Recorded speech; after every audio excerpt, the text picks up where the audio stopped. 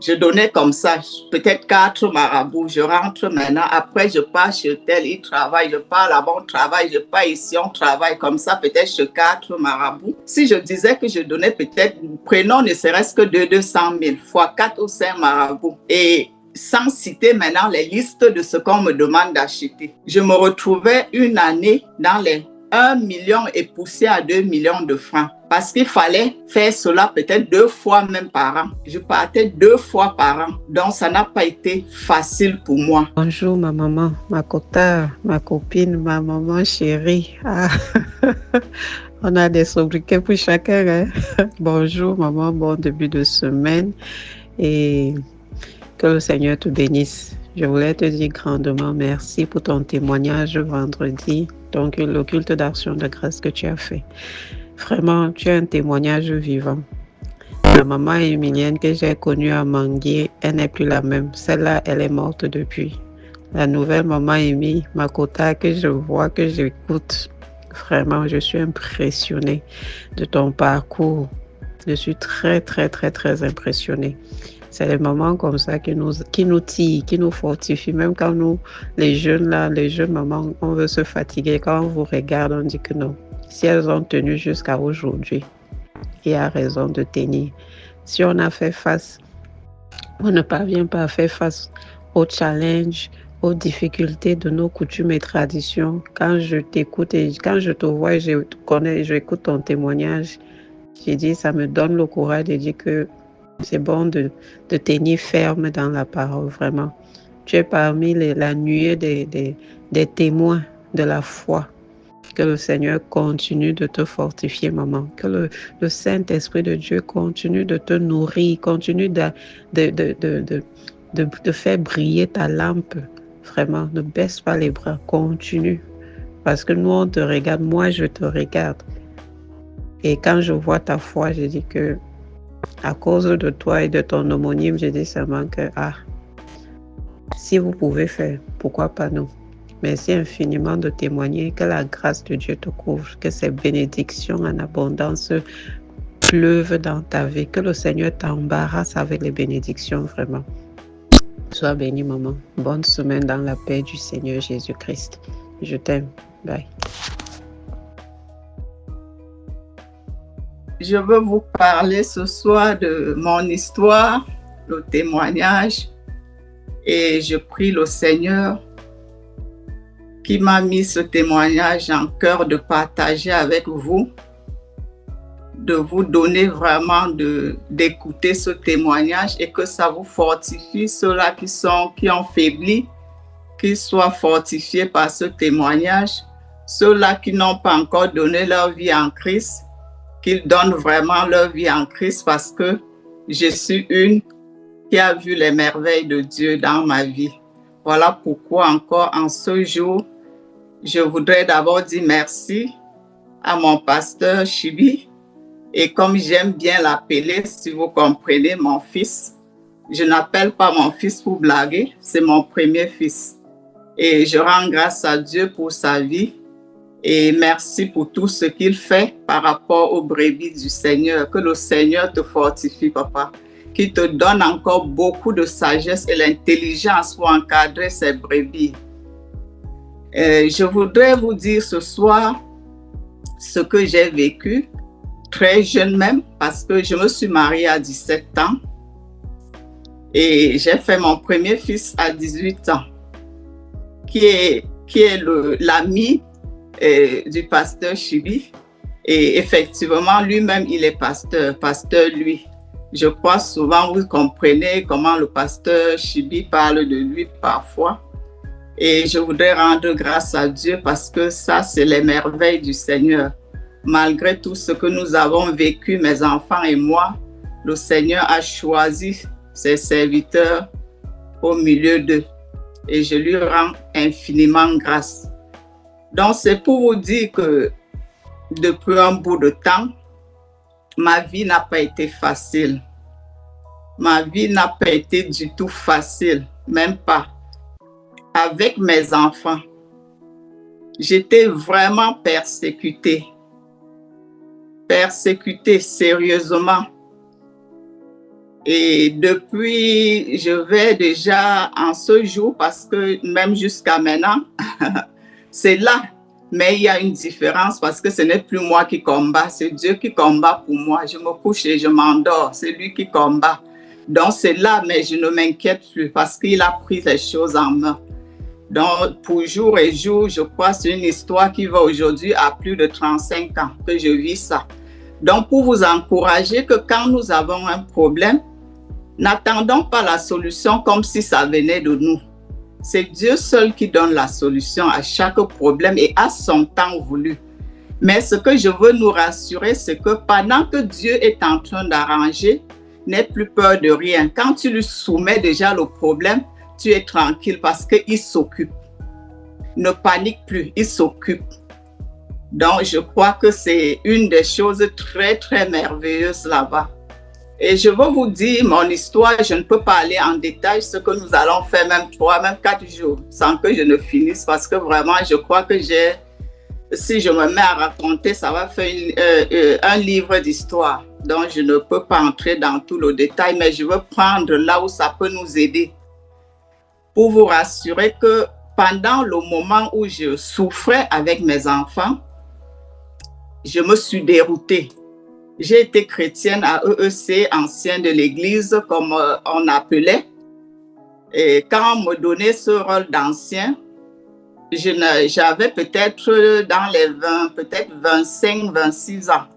J'étais encore très jeune, j'ai refusé. Je n'ai pas refusé parce que je ne voulais pas travailler, mais quand je regardais la souffrance que j'avais avec mes enfants, chaque jour que Dieu a créé, j'étais à l'hôpital avec un d'eux. Quand je pars avec celui-ci, je viens le lendemain, je porte l'autre, je pars. Au point que l'hôpital central à l'époque là, si je mourais, on mettait mon portrait là, on devait dire que peut-être que je travaillais à l'hôpital. Mais Dieu n'a pas voulu. Voilà, j'ai été comme ça à EEC.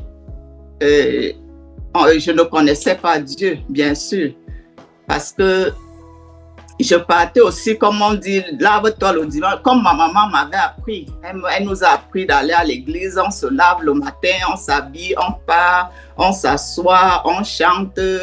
Après, nous sortons. C'était un peu ça. Mais en réalité, le pasteur, à l'époque, c'était un pasteur de EEC à l'époque, qui m'a dit non. Tu ne peux pas refuser. C'est Dieu qui a demandé de te choisir comme ancien de l'église. J'ai dit, papa, je ne refuse pas. Mais quand je vois ce que j'ai là, je ne crois pas servir Dieu. Je ne crois pas faire ce que vous m'appelez de faire. Il a envoyé d'autres anciens vers moi. Elles sont venues, j'ai dit même chose. Après quelque temps, elles sont encore revenues. Elles m'ont dit. Et l'autre maintenant me dit que souviens-toi de ce que l'ange avait dit à Marie quand Dieu l'a envoyé. J'ai dit, ok maman, si c'est la volonté de Dieu, j'accepte. C'est comme ça que j'ai accepté. J'ai été à la chorale de Hosanna. J'ai été présidente dans la chorale Hosanna à 17 ans. Et quand je prenais la présidence, la chorale s'éteignait déjà. C'est toujours les choristes qui sont venus vers moi. Ouais, pardon maman, pardon ma soeur, prends pardon les choses de Dieu, tu vas laisser. J'ai dit non, je ne peux pas. Vous ne voyez pas que vous me demandez trop, je ne peux pas. Elles ont signé, j'ai accepté. J'ai dit ok, c'est pour peu de temps. Je veux passer, quand je vais arranger, je veux passer à une autre personne. Bon, c'est là, je n'ai pas compris comment c'est parti jusqu'à ce que j'ai fait 17 ans de présidence. Je n'ai pas compris. Parce qu'à chaque fois que je donnais à tel, non, je ne suis pas capable, je ne suis pas en mesure, c'est comme ça. Et comme ça ne suffisait pas, ils sont venus encore proposer que je dois être la présidente de la sous-section USCAM, Unité spirituelle du Cameroun. J'ai dit non, mais là, je ne peux plus. Vraiment, je ne peux pas. Le président même m'a appelé, j'ai dit non, je ne peux pas, vraiment, là ça me suffit, c'est bon, je ne peux plus continuer. Bon, je n'ai pas pris le poste. Tout ça avec la persécution que je vivais, Mais quand je vous raconte un peu là, c'est pour vous dire combien de fois Dieu est bon. Parce que dans tout ça, Dieu s'occupait de moi. Sans que je ne le connaisse même. Il s'occupait de moi et j'ai trouvé que c'était sa grâce. Je n'avais rien mérité. C'était sa grâce. Je ne connaissais même pas le Seigneur. Mais il s'occupait de moi. Donc, c'est pour dire que mes chères sœurs, mes chers frères, dans la vie, il faut d'abord être humble, il faut être bon, il faut être serviable. Et à partir de ça, maintenant, j'ai été dépassée. Je partais à l'hôpital sans suite, à la garnison, hôpital général, Jameau, il n'y avait pas de suite. À l'hôpital même, c'est d'autres malades qui me disaient que, mais madame, tu viens ici avec l'enfant, tu ne sais pas que ça, c'est une maladie qu'on traite à l'indigène. J'ai dit, je connais que l'indigène, à l'époque, là, je ne partais pas chez les marabouts. Tout pour moi, c'était à l'église. Même mes enfants, tous là, nous étions à l'église. J'ai même amené d'autres, les garçons, Raoul, Eric, Franck, qui ont fait même dans mon groupe Osana pour soutenir le groupe parce que le groupe s'éteignait. J'ai essayé de contacter les jeunes de la paroisse, d'autres, ses amis, leurs amis qui se sont introduits dans le groupe. Des mamans, bien sûr, parce que c'était un groupe des mamans. Et c'est comme ça, après quelques temps, les gens ont commencé à m'orienter. Non, va avec l'enfant de tel côté, va ici, va là-bas. Mais à chaque fois que je me levais pour partir, je disais, Seigneur, je vais pour la santé de ta créature. Je ne vais pas pour chercher le mal à qui que ce soit, parce que je ne sais pas donner la vie. Je pars parce que ton enfant souffre. Et c'est comme ça que je disais. Je dis, papa, si là où je pars, tu ne permets pas que j'aille, pardon, empêche-moi. Même comme je disais, sans connaître Dieu, je ne savais même pas comment il peut empêcher ou pas. Je parlais aussi comme je suis en train de vous dire là. C'est comme ça que je me suis lancée dans les maisons des marabouts. Je suis allée chez les prêtres exorcistes qui faisaient aussi le maraboutisme parce que quand je partais chez les prêtres, j'avais les listes qu'ils donnaient. Les listes, parfois les 250 000, 300 000, textuellement comme les marabouts. Ils citaient les chapelets que je dois chercher, je vais acheter tel livre de prière, je vais acheter l'huile d'olive et puis je vais donner l'argent et les bougies. Comme je voulais la guérison de l'enfant, je faisais. J'étais obligée de faire parce que je me disais que vraiment si l'enfant guérit. Après, je me suis lancée chez les marabouts, comme on m'orientait toujours parce que je ne connaissais pas. À chaque fois que je sortais, peut-être avec l'enfant pour l'hôpital, c'est comme ça que je peux croiser quelqu'un. Il me dit, ouais, madame, la maladie, si ce n'est pas à l'hôpital, tu peux l'amener tel machin. Je dis, je ne connais pas. Il me dit, ok, je vais t'indiquer quelque part. Je dis, d'accord, c'est ça qu'on m'indiquait, je partais. Donc, quand je suis allée chez les marabouts, les prêtres exorcistes, les pasteurs, parce qu'il y avait même certains de nos pasteurs de l'église qui me conseillaient d'autres pasteurs qui faisaient dans la délivrance. Je suis même allée voir d'autres à la faculté de théologie. En partant, j'ai pris ma collègue ancienne de l'église comme moi, nous sommes partis ensemble. Il a prié. Je n'avais toujours pas de suite. J'ai marché. Et comme ça ne suffisait pas, quand j'arrivais chez le marabout, je m'attendais à une solution. J'arrive chez d'autres, ils me disent carrément que non, le cas là c'est difficile, je ne peux même pas m'hasarder. Je ne peux pas. Il faut aller ailleurs. J'arrive chez d'autres, ils disent non, pour qu'on fasse un travail ici, il faut au moins une réunion des marabouts parce que ce que tu vis là, c'est quelque chose de groupe. C'est les gens qui se sont regroupés aussi comme une réunion. Donc, il faut aussi que je cherche à voir au moins 4 marabouts pour s'associer aussi. J'ai dit, bon, je veux faire alors comment? C'est venu en tête. Je partais chez ce marabout. Il fait je peux dire ordonnance. Il donne son ordonnance, peut-être 200 000. D'autres donnaient 300 000. Sans citer maintenant ce qu'il faut acheter. Pendant qu'il donne déjà sa facture, je donne l'argent. je sors de là, je pars chez l'autre. Au moins 4 marabouts. Pour vouloir que, en effet, pour moi, c'était que la puissance des 4 là puisse faire quelque chose. Je donnais comme ça, peut-être 4 marabouts. Je rentre maintenant, après je pars chez tel, il travaille, je pars là-bas, on travaille, je pars ici, on travaille comme ça, peut-être chez 4 marabouts. C'est comme ça que j'essayais de faire.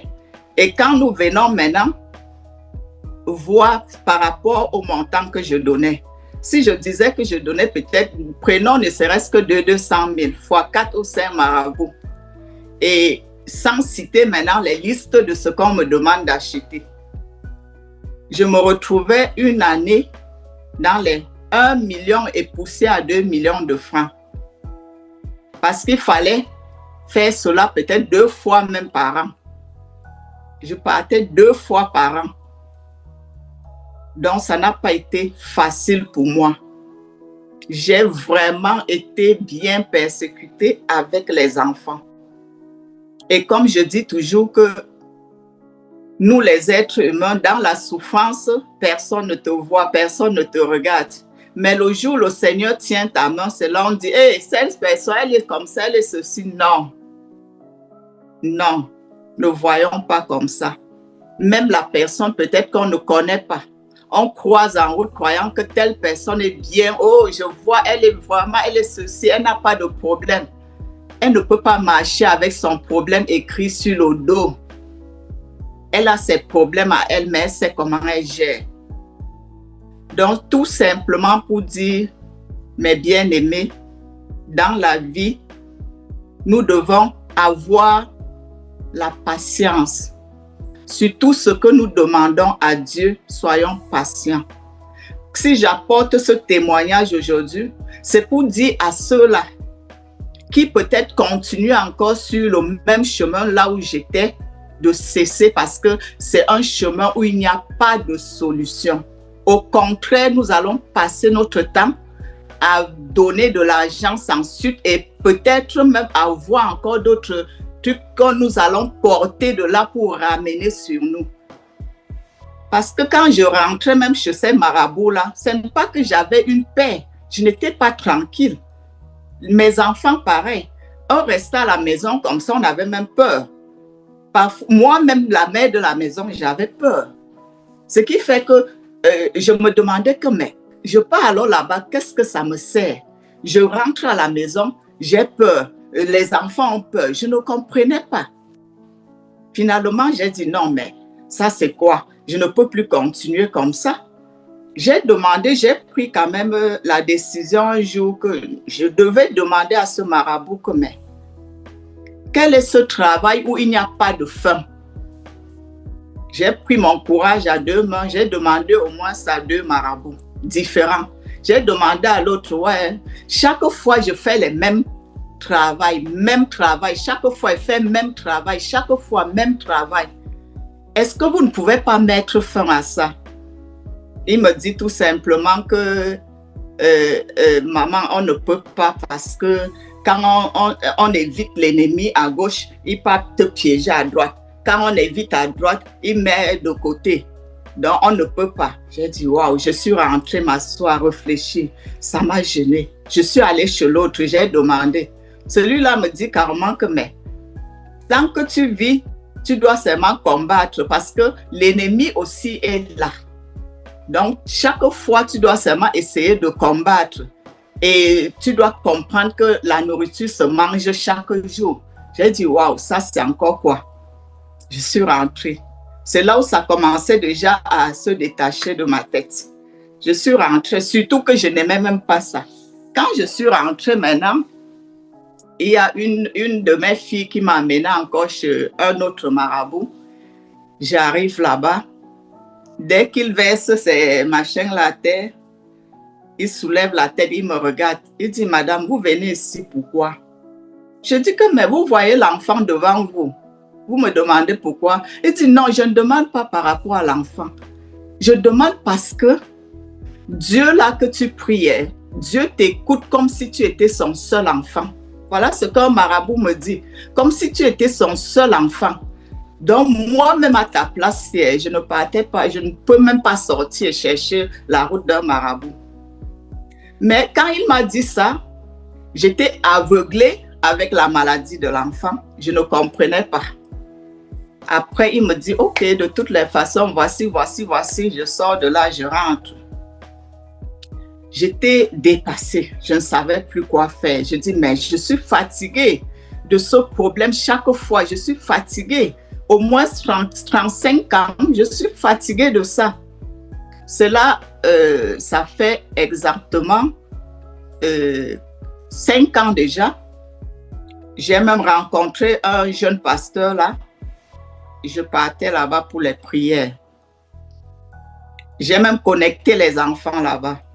C'est là où Anassa, Sandrine m'appelle. On cause au téléphone, elle me dit, maman, il y a un pasteur ici. Il faut que tu causes avec le pasteur. Je dis que le pasteur ou maman dit ici chez nous. Je dis OK. C'est ça, c'est comme ça que Anassa m'a mis en contact avec mon fils Chibi. Nous avons causé, il a élevé les prières. Et dès le jour là où nous avons causé, il a élevé les prières. J'avais mis fin à ce maraboutisme-là. J'ai dit, je ne mets plus pied, rien. Donc, pour vous dire quoi, ça fait aujourd'hui 5 ans, mes bien-aimés, que je me couche au lit, je dors. Je reste, je n'ai pas peur. Je ressentis comme la peur l'ait quitté de moi. Et le sommeil, je n'avais pas. Je me couchais, je veillais comme ça, les yeux ouverts jusqu'au matin. Et j'ai une de mes filles là qui peut témoigner, comme ma première fille, Aurélie, la Lenga Aurélie, c'est ma première fille. Quand je me suis mariée, je l'ai pris. Un jour, elle me dit, maman, tu dors comment? Tu fais comment? Ouais, tu fais comment? Je dis, ah, je veux faire comment, Aurélie? Je suis là. Je ne dormais pas. Mais à nos jours maintenant, j'ai même oublié que j'avais ce problème. Hein. Franchement, c'est parce que je veux vraiment témoigner la bonté de Dieu. Parce que là, j'ai oublié totalement que j'avais ce problème. Malgré que je vis cela même aujourd'hui, mais vraiment, je peux dire, pour moi, je dis le pire est passé. Parce que le Seigneur a pris les problèmes en main. Le Seigneur a pris les problèmes en main. Et je voulais vous rassurer quelque chose, mes chères sœurs. Quand nous partons chez ces marabouts, j'ai compris que tout cela, ce sont les serviteurs de Satan. Parce que quoi? Je prends un exemple. Ma maman est morte, ça fait 30 ans, jour pour jour, qu'elle est morte. C'est moi qui ai succédé à ma maman. C'est quand tu pars chez un marabout, que le marabout te dit, tu vas aller sur la tête donner ci, tu vas aller au lieu sacré faire ça.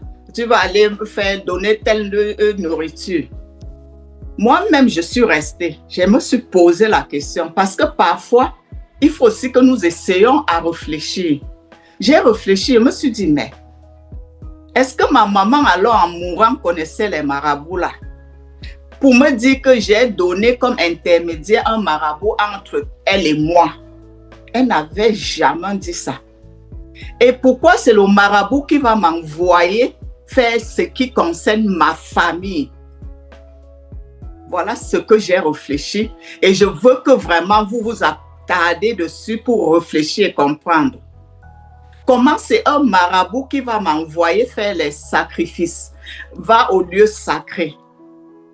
Et si je fais même 1 an, je ne mets pas pied là-bas, personne ne doit me commissionner faire quelque chose.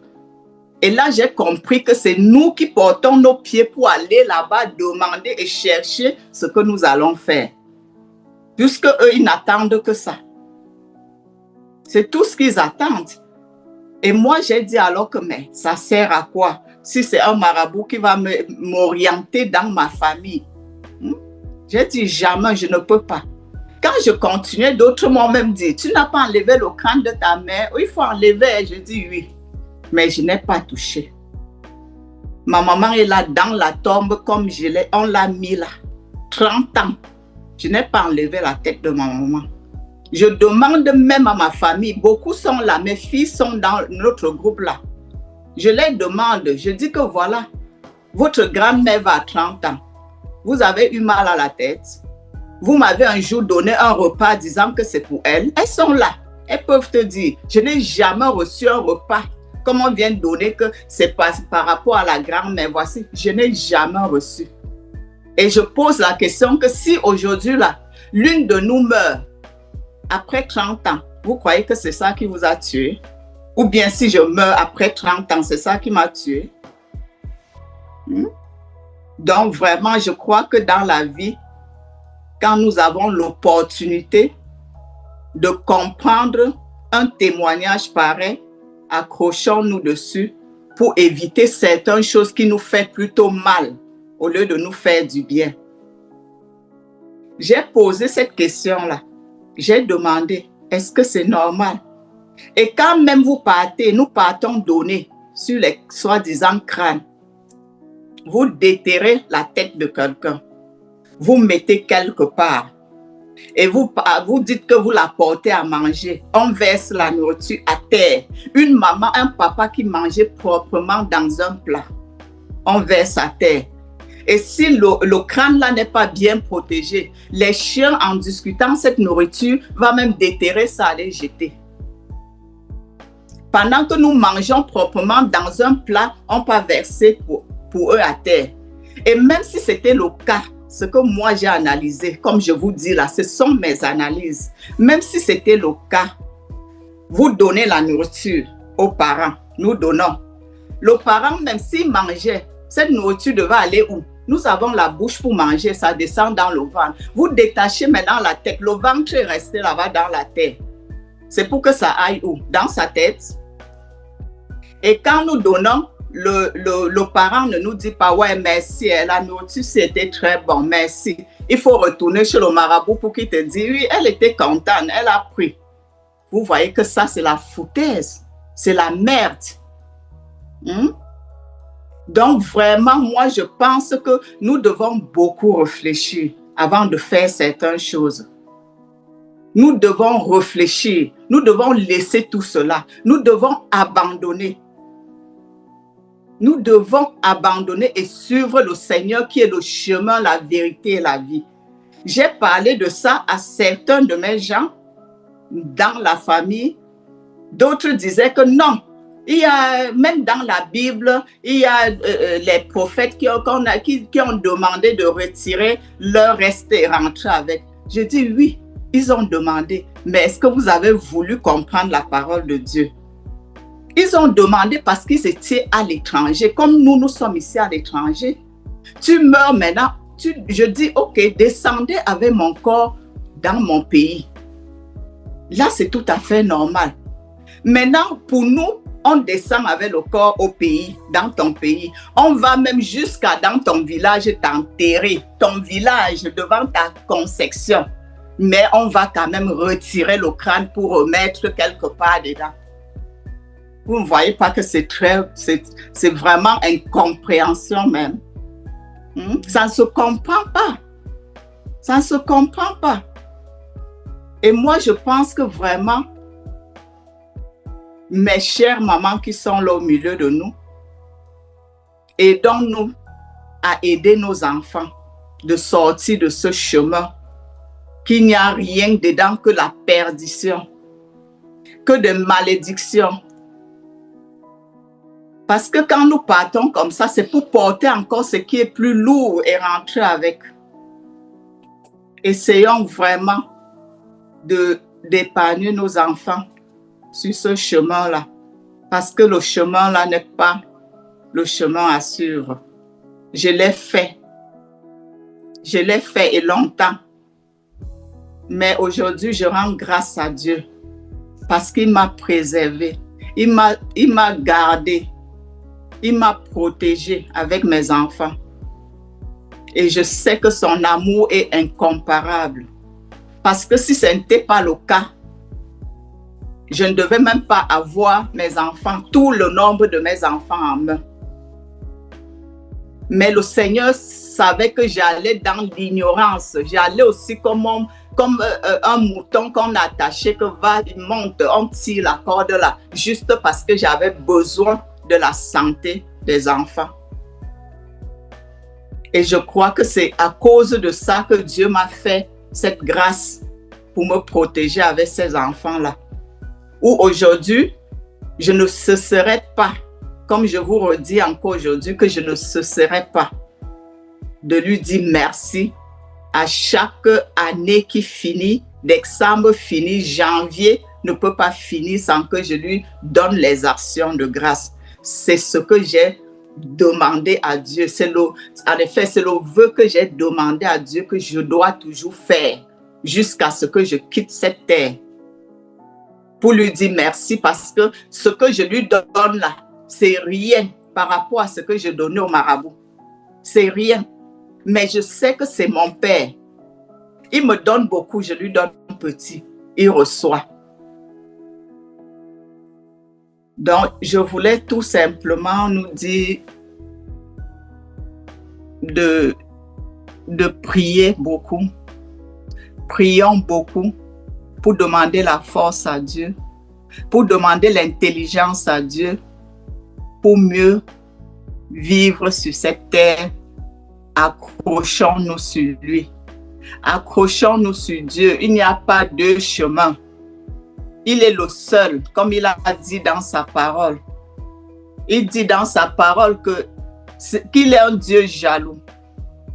Nous devons suivre le Seigneur Jésus, lui et lui seul. Le reste, c'est les vanités, c'est la perdition. Il n'y a rien dans ce monde. Quand nous allons même jusqu'à dire ceci, que les morts ne sont pas morts, ils nous écoutent. Je crois que c'est par rapport à ce que nous faisons. Nous enlevons le crâne, nous mettons quelque part, on vient parler dessus. Dans la parole, Ecclésiaste 9 nous dit que les morts sont morts. Tout ce qui se passe sous le soleil, leur mémoire est ignorée. Ils ne comprennent plus rien. Ce n'est plus pour eux que nous parlons. Parfois, même dans les rêves, c'est ce que nous faisons. Nous voyons peut-être un de nos parents qui est déjà parti. On se lève, on dit, oh, elle est venue, elle a dit que je ne vais pas prendre tel remède, je vais aller prendre ci. Non, non. Dieu, parfois, pour nous parler, peut prendre le visage de n'importe qui pour nous parler. Et en même temps, il faut avoir le discernement parce que même le diable peut prendre le visage de ta personne. Est venu aussi avec. Donc, demandons le discernement à Dieu. Je crois que c'est plus important, le discernement, pour savoir quoi faire et quoi ne pas faire. Donc, vraiment, je dis merci. Je ne dois pas trop traîner. Je dis merci à Dieu parce que jusqu'à aujourd'hui, il me maintient debout.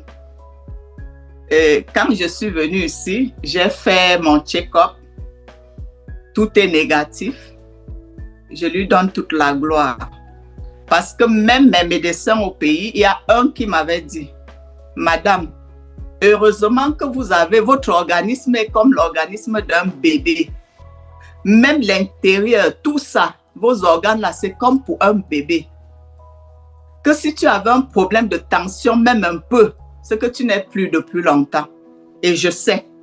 Parce que ce que j'ai vécu là, si j'avais un problème de tension, ma maman avait la tension, mais Dieu m'a épargné de ça. Si j'avais la tension, je mourrais depuis. Depuis, avec ce que j'ai vécu là, je mourrais depuis. Donc, je rends grâce à Dieu pour ma vie et je lui dis infiniment merci pour son amour inconditionnel dans ma famille, dans ma vie.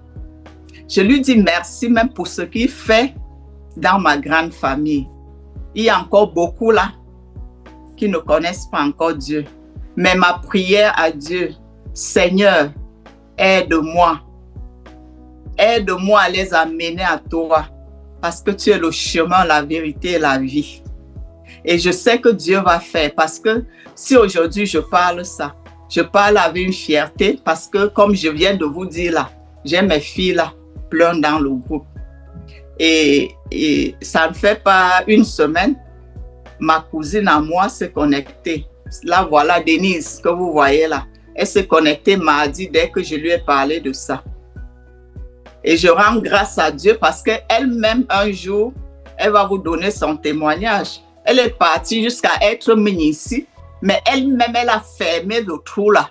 Elle a dit, au nom de Jésus, je ferme. Donc, elle-même, elle a une histoire, mais je crois qu'avec le temps, elle va nous raconter son histoire. Merci de m'avoir écouté. Que le Seigneur nous fortifie, que ce témoignage vous fortifie, que ce témoignage vraiment donne à chacun, à chacune de vous de réfléchir bien dans la vie avant de faire ce que nous voulons faire. Mais moi, je pense que la première des choses, nous devons être humbles. Et nous devons aimer, nous aimer sans distinction. Nous devons l'amour que Dieu donne là. Demandons à Dieu de nous donner cet amour, d'aimer comme lui. Comme j'aime bien le morceau là.